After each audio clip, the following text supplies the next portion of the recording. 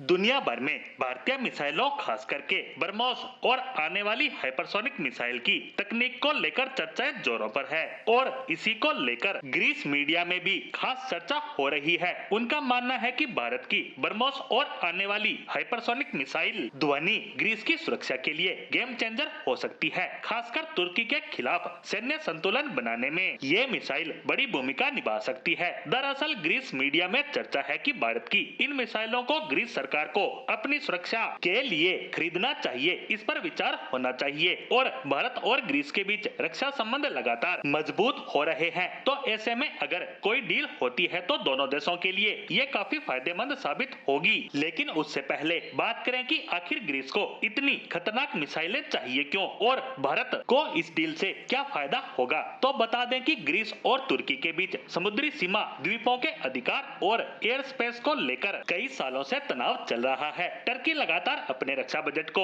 बढ़ा रहा है और अपनी सेना को मजबूत बना रहा है और उसी के जवाब में ग्रीस को भी अपग्रेड होना होगा। वहीं भारत एक भरोसेमंद साझेदार के रूप में सबके सामने है और ब्रह्मोस जैसी मिसाइल टर्की नौसेना के लिए खतरा बन सकती है। ऐसे में विशेषज्ञों का मानना है कि भारत से मिसाइल लेकर ग्रीस टर्की के खिलाफ एक मजबूत डिफेंस बना सकता है। टर्की के जहाजों को रोका जा सकता है और अगर भारत के साथ मिलकर को प्रोडक्शन होता है तो ग्रीस की डिफेंस इंडस्ट्री को भी फायदा होगा। भारत ऑपरेशन सिंदूर में ब्रह्मोस की ताकत को दिखा चुका है, वहीं टर्की पाकिस्तान की भाषा बोलता है। ऐसे में ये टर्की के लिए भी चेतावनी के रूप में है। बता दें कि पिछले कुछ सालों में बदलते समीकरणों की वजह से भारत ग्रीस के नजदीक आ रहा है, सैन्य अभ्यास कर रहा है, रणनीतिक मुद्दों पर बात कर रहा है। वहीं ग्रीस के जरिए भारत यूरोप पर अपनी पकड़ को मजबूत बना सकता है, क्योंकि ग्रीस ईयू का सदस्य देश है। तो दूसरी तरफ पाकिस्तान की भाषा बोल रहे टर्की को भी भारत ग्रीस की मदद से लाइन पर ला सकता है। हालांकि आर्मेनिया के साथ मिलकर हम